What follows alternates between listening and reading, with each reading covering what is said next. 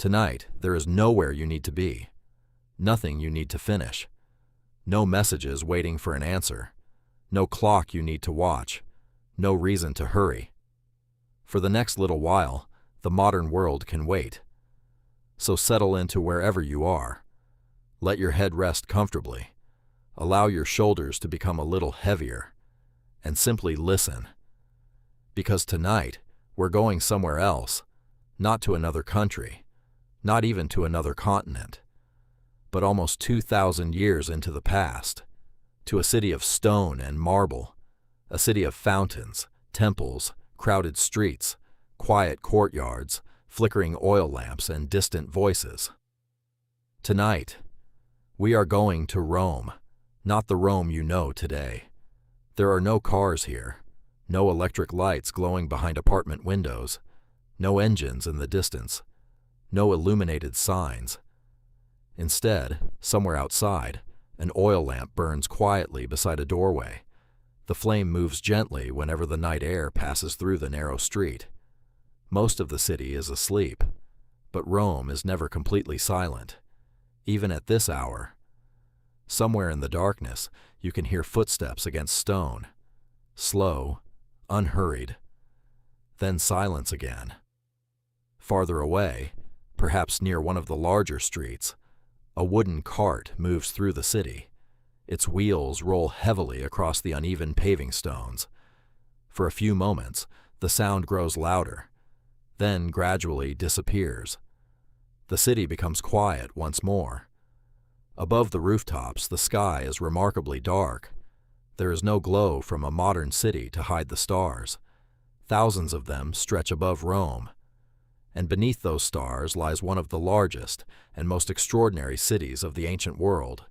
Hundreds of thousands of people are sleeping around you. Merchants, soldiers, bakers, craftsmen, sailors, servants, politicians, children, travelers who arrived only yesterday, families whose grandparents were born in these same crowded neighborhoods, all of them resting before another busy Roman day. And tonight, you are one of them. You wake before the sun. For several seconds, you don't move. The room around you is dark. You can feel the weight of a blanket over your body and the coolness of the air against your face. There is something unfamiliar about the silence. You open your eyes. Above you, there is no perfectly white modern ceiling. Instead, faint wooden beams disappear into the darkness. You turn your head. A tiny flame is burning nearby. An oil lamp. Its light is weak, but your eyes slowly adjust. The room begins to appear around you. The walls are simple. The furniture is sparse. A wooden chest rests against one wall. A small table stands nearby. There are no switches, no electrical outlets, no phone charging beside the bed. Nothing hums. Nothing flashes. For the first time in perhaps longer than you can remember, there is absolutely nothing demanding your attention. You simply lie there, listening. Outside the room, somewhere deeper inside the building, you hear movement. Someone is already awake. Perhaps a servant. Perhaps another member of the household. You hear the faint scrape of pottery. Then footsteps. Then silence. Morning is approaching, and Rome is beginning to wake. You sit up slowly. The floor beneath your feet is cool. Your clothes feel different from anything you would normally wear. Simple fabric, loose, practical. You walk toward the doorway. Beyond it is a small interior space, partially open to the sky. A courtyard. Above you, the darkness is beginning to soften. The stars are still visible, but the eastern sky has taken on the faintest shade of blue. In the center of the courtyard sits a shallow basin. Water collected from the roof rests almost perfectly still.